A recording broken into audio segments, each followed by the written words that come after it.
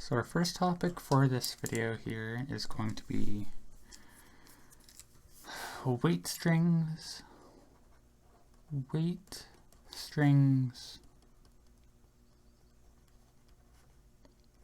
and weight diagrams.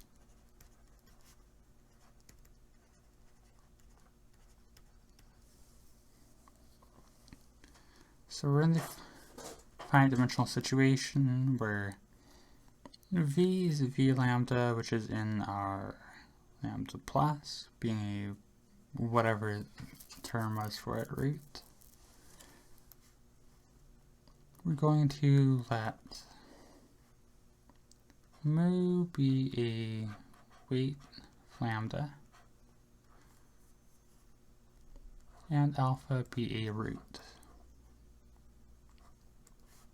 by previous lemma.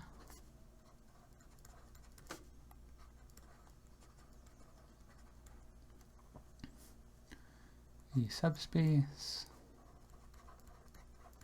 W of V spanned by all weight spaces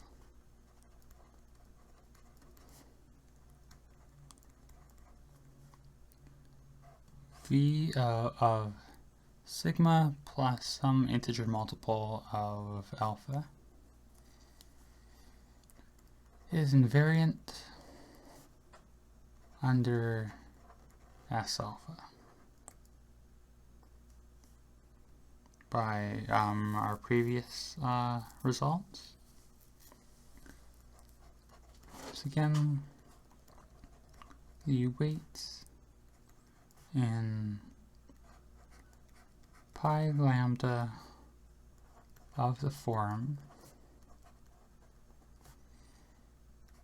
mu plus I alpha must form a connected string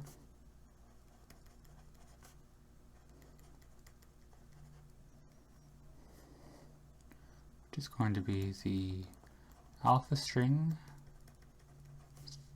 through mu, which is very similar to the notational kind of terminology we had for the roots and the adjoint.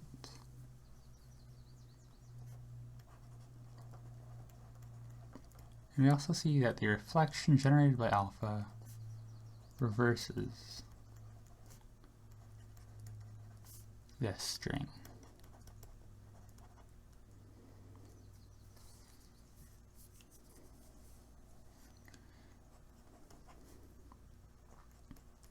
If this string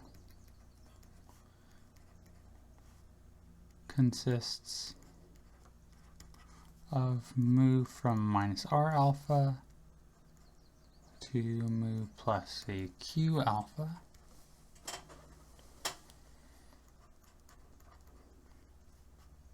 then R minus Q must be the angle bracket of mu on alpha.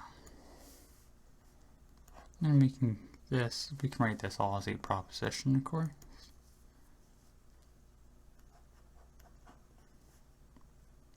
If lambda is in lambda positive, then pi of lambda is saturated in the same way our previous ones were.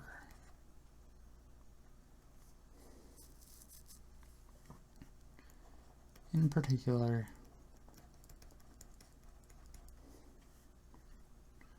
some mu in lambda belongs to pi lambda if and only if mu and all its vowel conjugates are less than our lambda.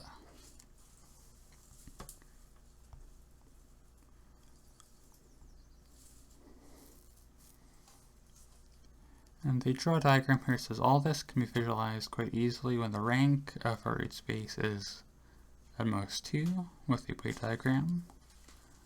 So, example here. As an example, letter L be SL3 of F, which is A2, as we recall.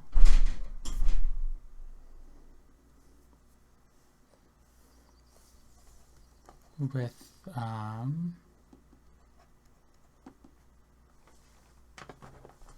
fundamental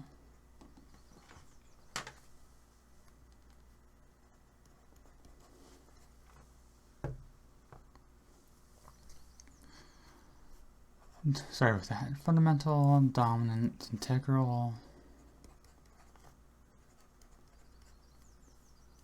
linear functions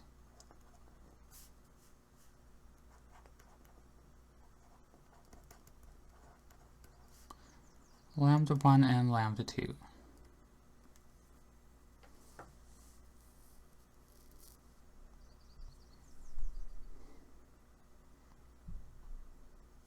You know what? We're sorry about that. We're not going to. I didn't get a chance to check it properly. This is all based on a diagram, which I'm not going to draw, but I'll leave that for you if you want to look at the book. But essentially, you can just like draw out the in two-dimensional case. They're saying that you can essentially just draw out like the root system and that, and the set of weights in this case, just building up the lattice from what you know about the root system.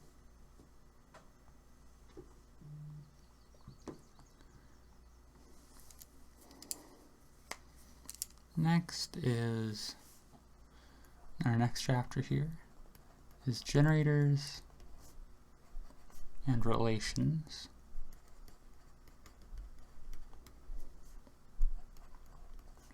For V of lambda.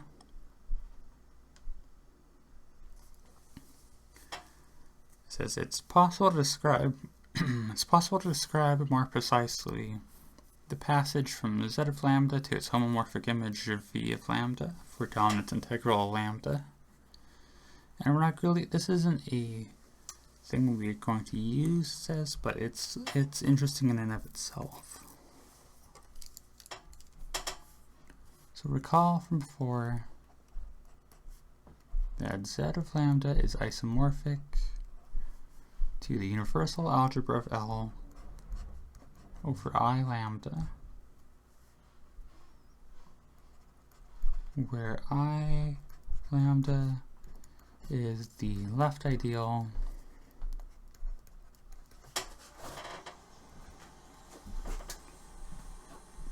of our UL, of the universal algebra of L, generated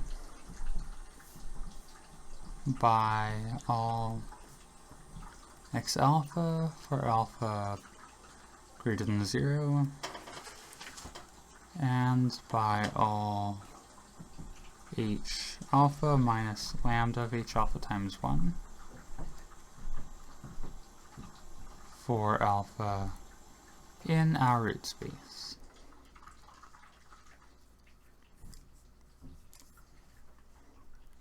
Equivalently, we get that I lambda is the annihilator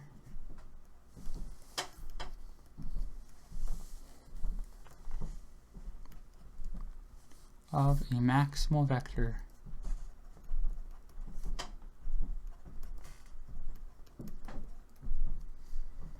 in Z of lambda.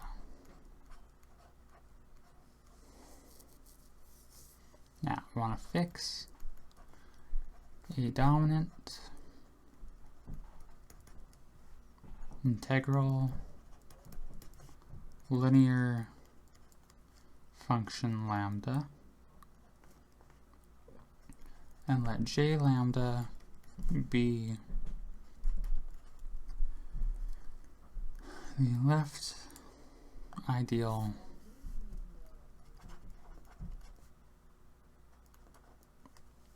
in U of L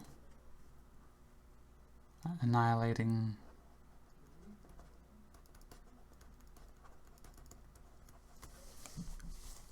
a maximal vector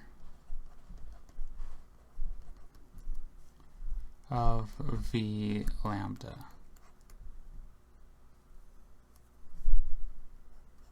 Then the inclusion of I lambda in j of lambda induces the canonical map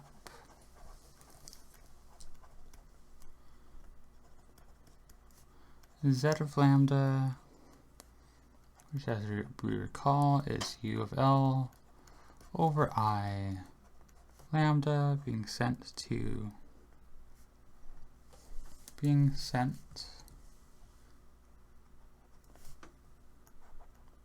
u of L over j lambda, which is isomorphic to v lambda. And from, we proved in a theorem like I think yesterday, probably near the end. Yeah, recall that yi to the mi plus 1 is inside of j lambda.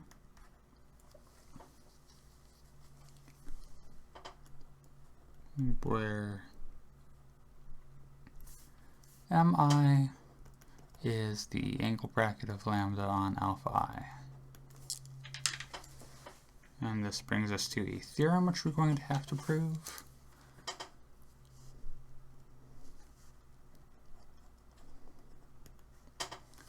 Let lambda be dominant in L plus. Let mi be the angle bracket of lambda with root alpha I. Then j lambda is generated by I lambda and all yi to the mi plus 1. The proof.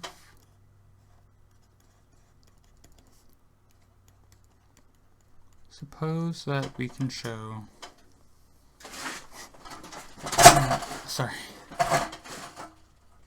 that v prime of lambda, which is going to be u of L over j prime lambda, is finite dimensional.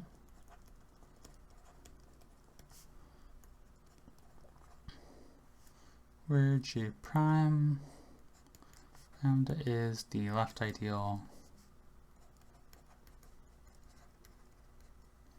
generated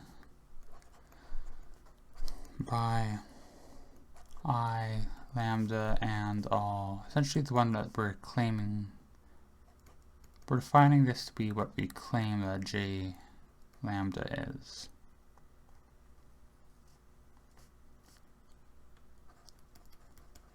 Since v prime lambda is standard cyclic or 0, it is irreducible or 0.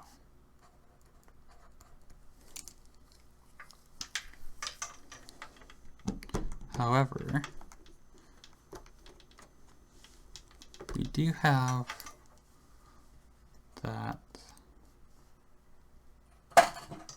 j prime of lambda is inside j of lambda, implies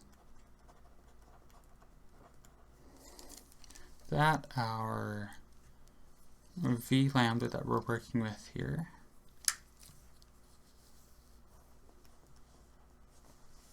is a homomorphic image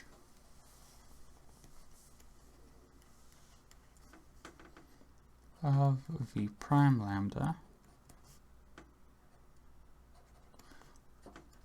We have that v prime lambda is isomorphic to v lambda, so that their quotients have to be the same.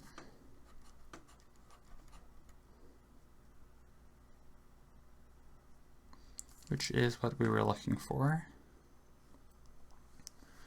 Alright, we got one more page here before moving on to our next chapter. So this all happens only if v prime lambda is finite dimensional. So we need that v prime lambda is the sum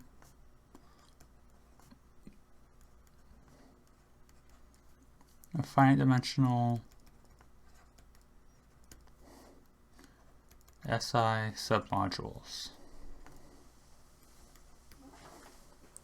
And then we can just recreate that by the proof of a previous theorem.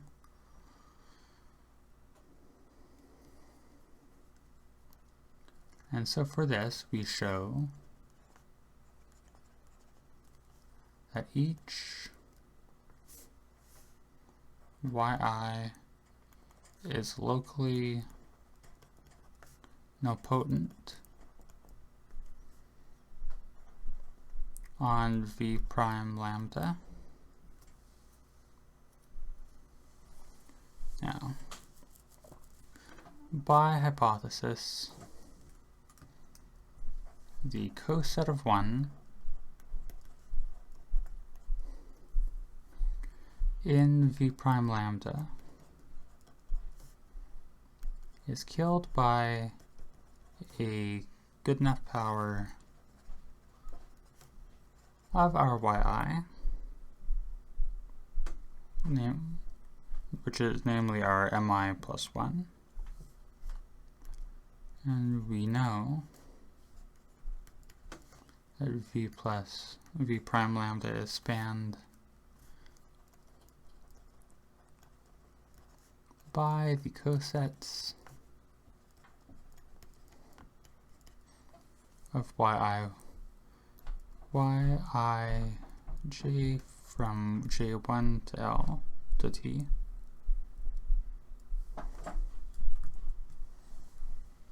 where j is between 1 and l, by lemma. By a lemma which we're going to show if the coset of the monomial these generate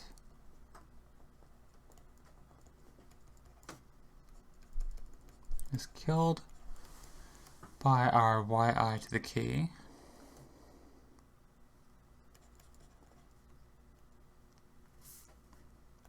the coset of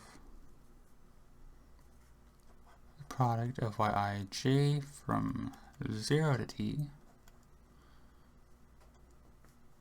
is killed by yi to the k plus 3.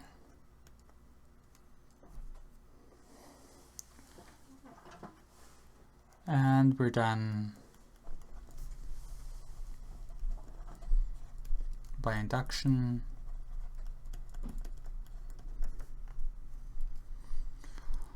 On the length of monomials.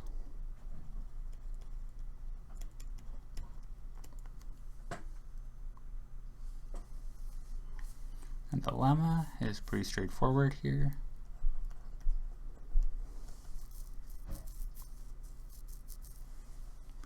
Let U be an associative algebra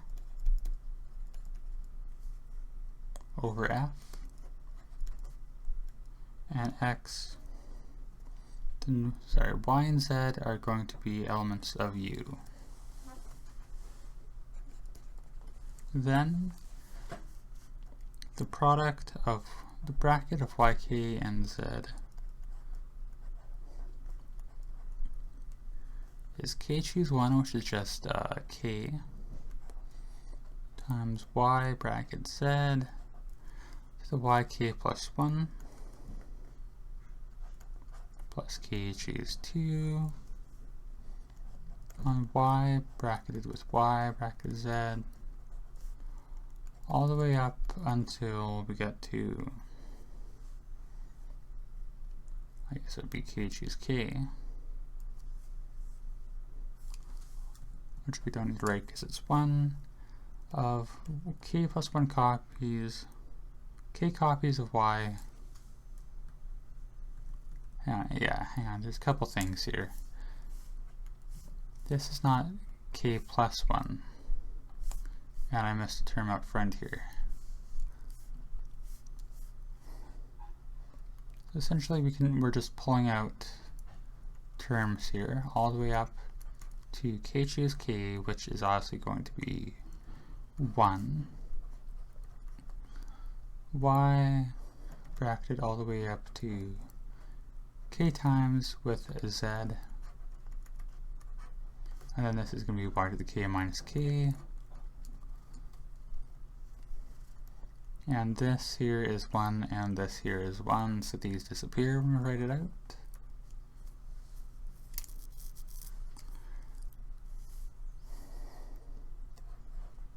Proof is induction on k with a base case being y, the bracket of y and z being equal to bracket of y and z, which is obviously going to be true.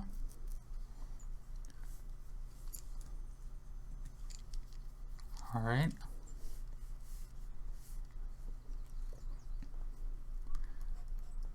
To apply the lemma,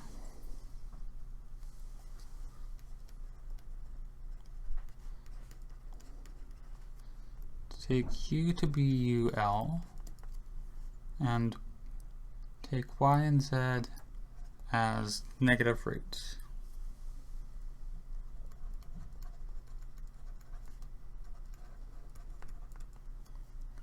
We know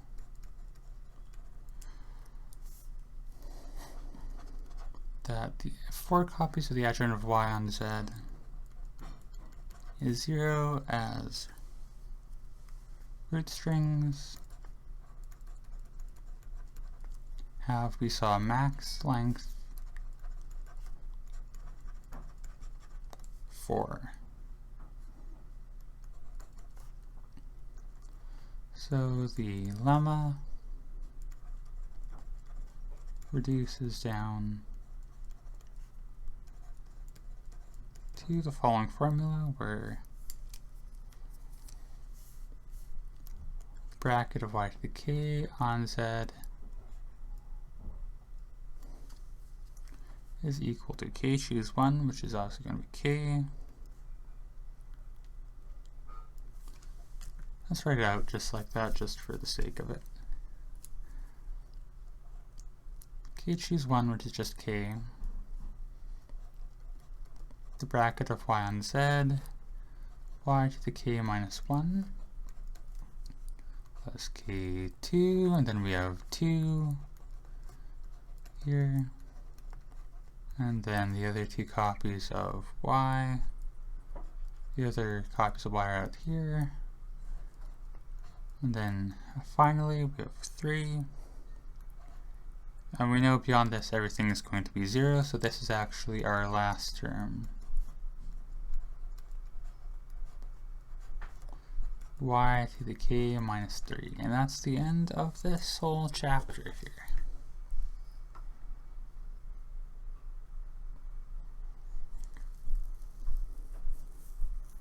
So our next main topic here is going to be the multiplicity formula.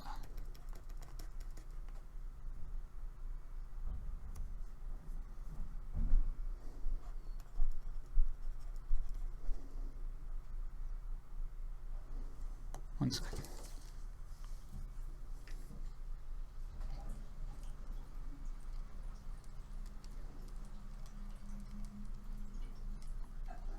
Sorry about that. So multiplicity formula, we're still working with the finite dimensional assumption. If mu and h star is an integral linear function,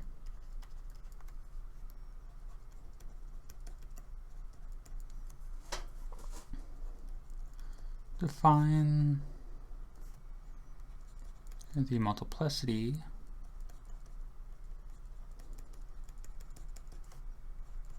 of mu in v of lambda, for lambda of course being in lambda plus, to be m lambda of mu to be the dimension of v lambda sub mu, which we see is 0 if mu is not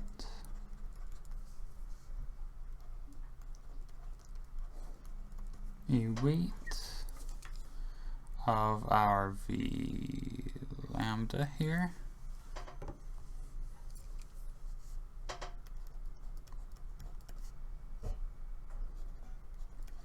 And when our lambda is fixed, we can just write m of mu.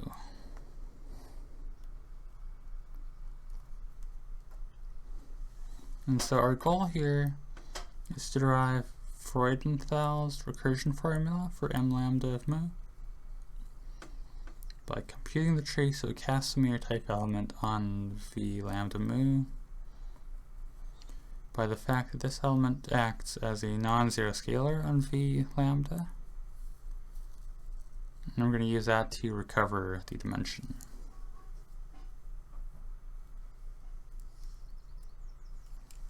Alright, so our first topic in this chapter is going to be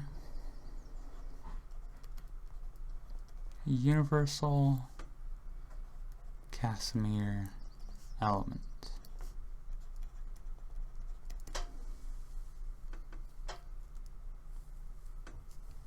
So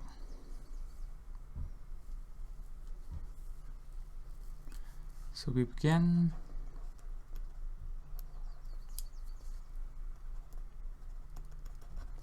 with the adjoint representation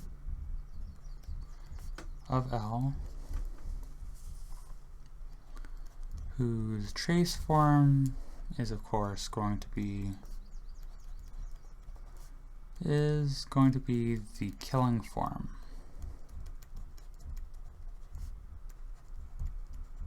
Kappa. And we can get ourselves a natural construction of dual base relative to kappa.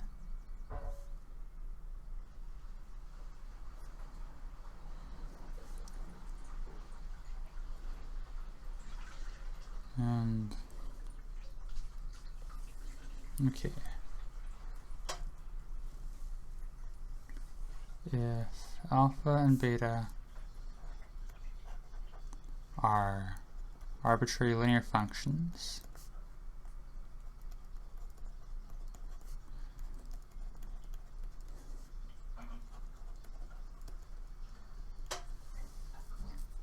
on H,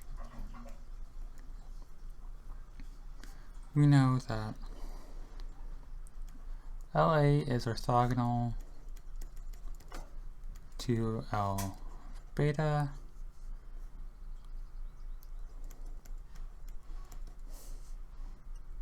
except when beta is negative alpha. We also know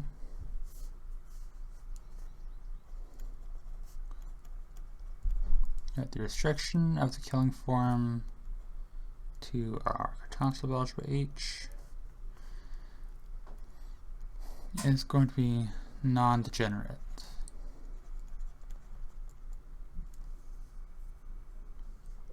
So, choose a basis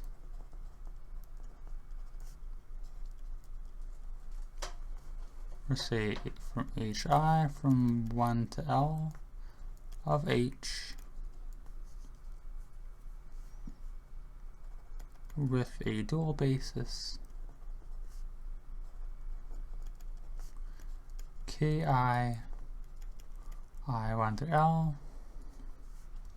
relative to the restriction of the killing form to RH. Now we choose non-zero X alpha in each L alpha, and let Z alpha be the unique element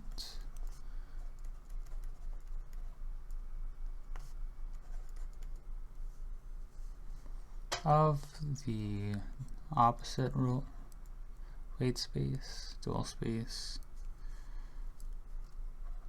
such that the killing form of K alpha, X alpha and Z alpha is going to be exactly 1.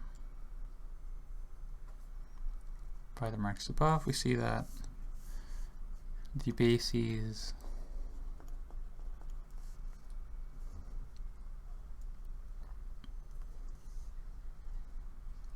from HI from 1 to L and X alpha for alpha in a root space, and the KI along with these Z alpha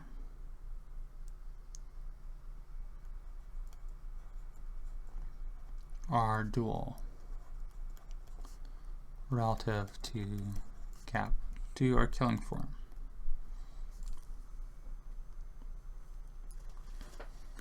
Note that this isn't the X alpha and Y alpha where their bracket is H alpha. We can actually talk about the relation here, and we have that the bracket of X alpha and Z alpha is going to be our representative of our root in space T alpha,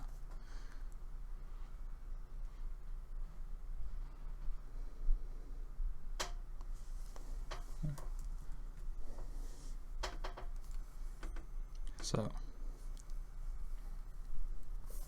by definition a Casimir element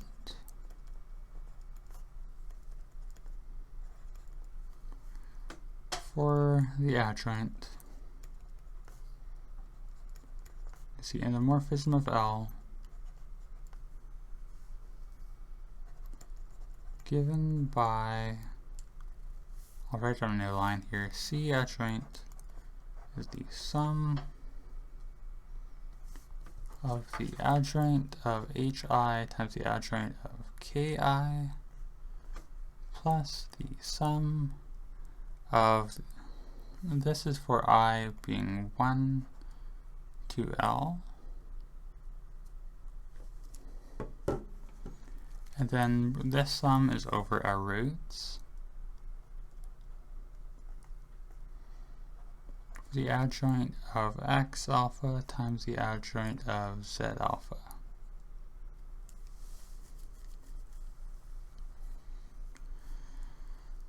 And this suggests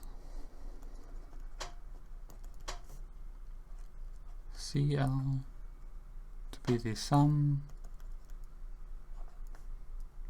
of HIKI plus the sum for our roots X alpha, Z alpha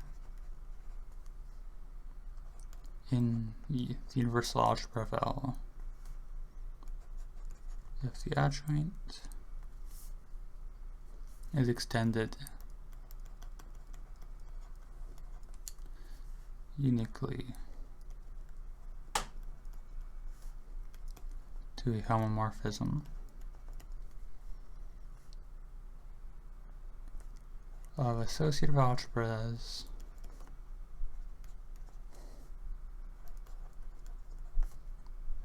the adjoint going from the universal algebra of L to the endomorphisms of L, which I believe we've seen before.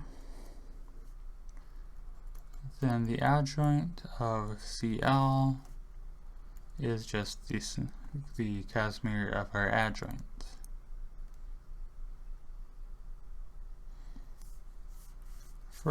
and thus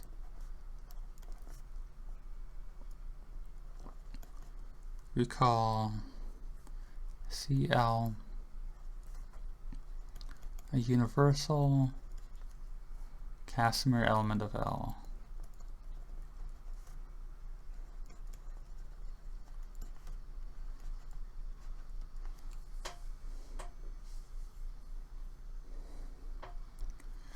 And we see CL is independent of choice of basis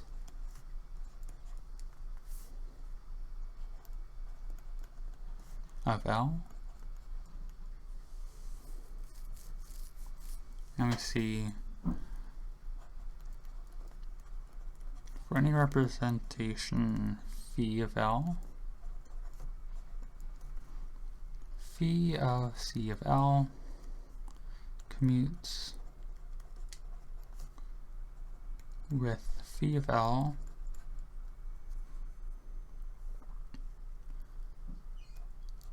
and so acts as a scalar if our representation phi is irreducible.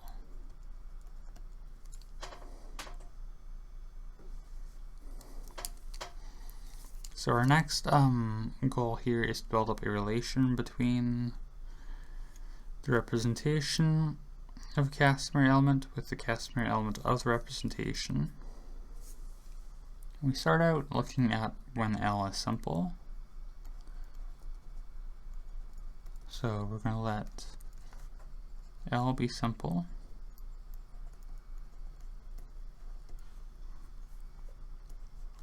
If F and G are non-degenerate,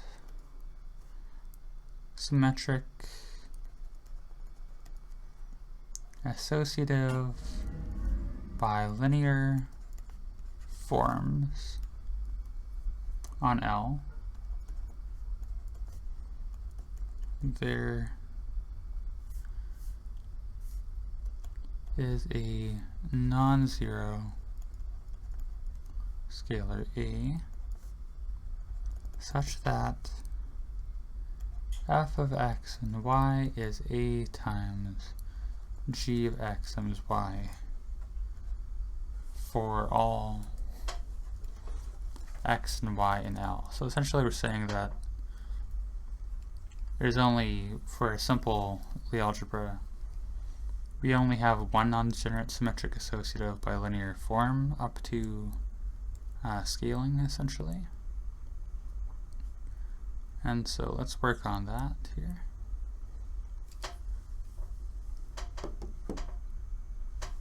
And so the proof.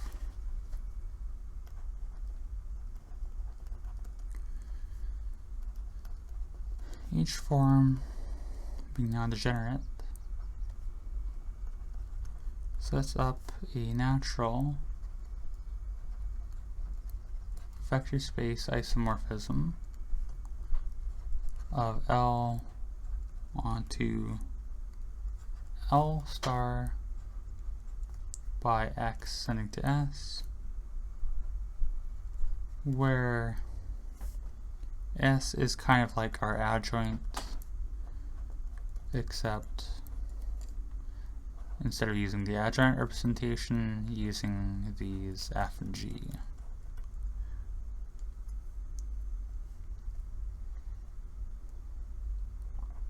These are isomorphisms by the associativity of the forms.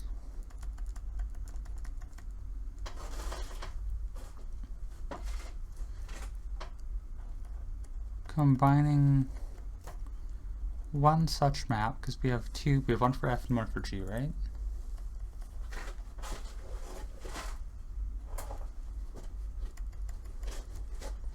With the inverse of the other.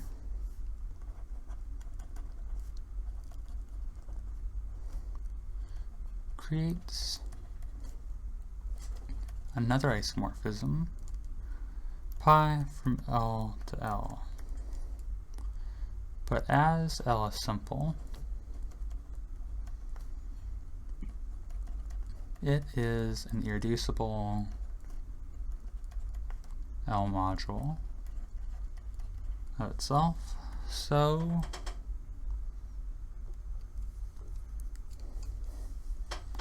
by Schur's lemma,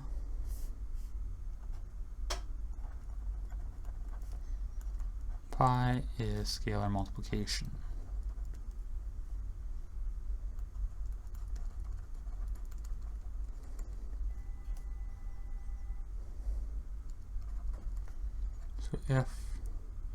So we have A and F be non-zero,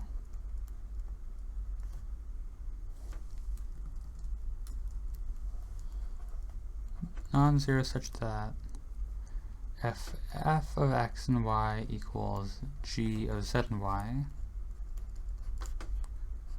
then z is A times x.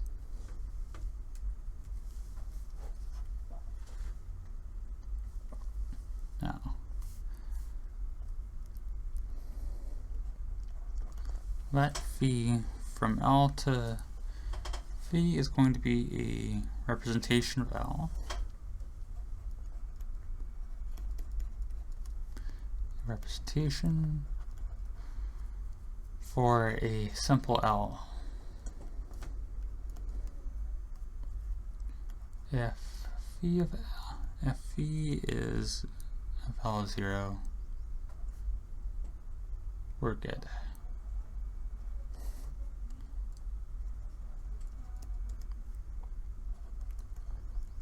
Otherwise, phi is faithful. Oops.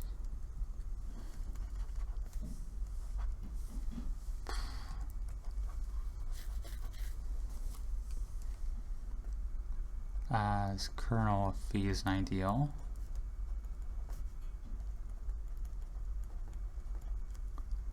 So the form f of x and y being the trace of phi of x, phi of y is non-degenerate and actually going to be associative.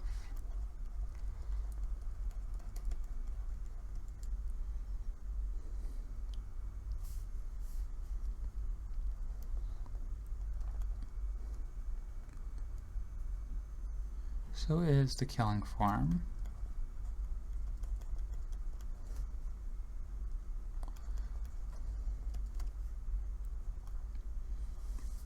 So it must be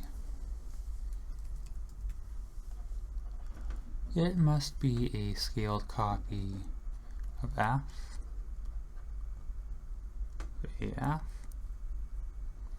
So particular given a basis of L,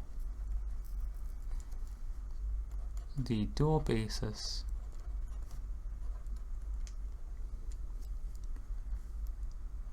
relative to the killing form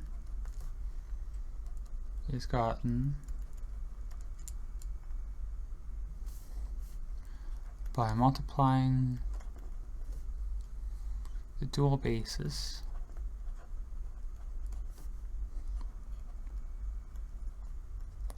relative to f by 1 over the scaling factor.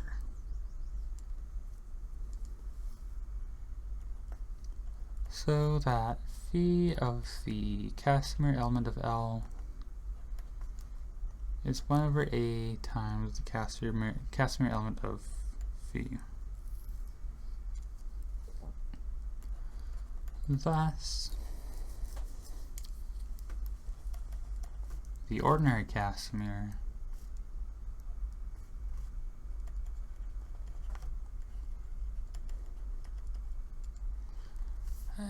element of phi is a non-zero multiple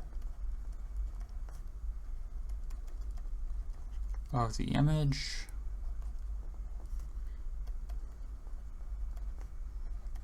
of the universal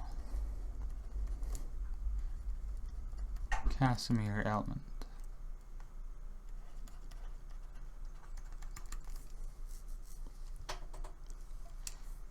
One last step here. We're going to let L be semi-simple.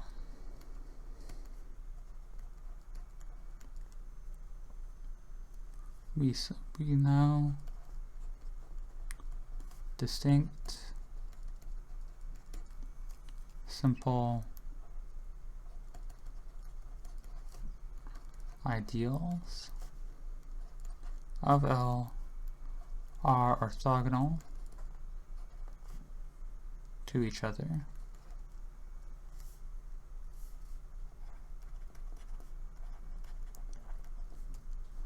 relative to our killing form.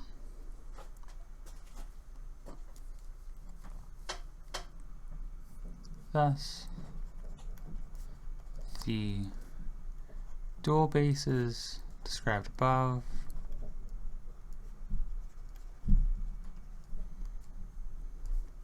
can be unions of the dual bases of the simple components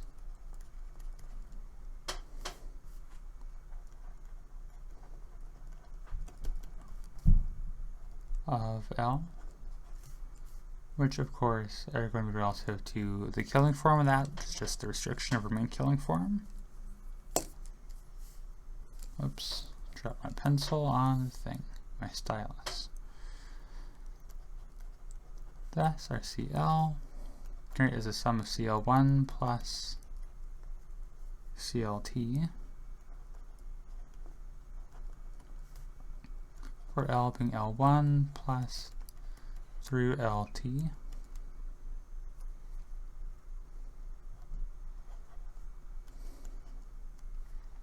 And if phi is a representation of L,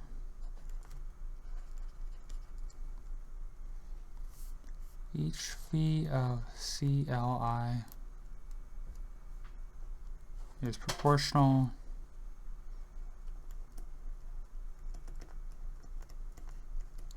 to the corresponding C phi I,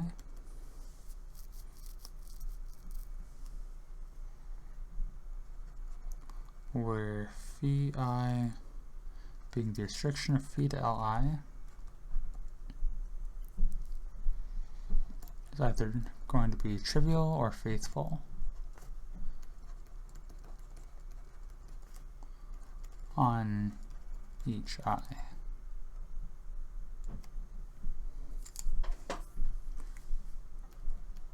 So phi of CL is closely tied, although not directly proportional, to our Casimir element of phi.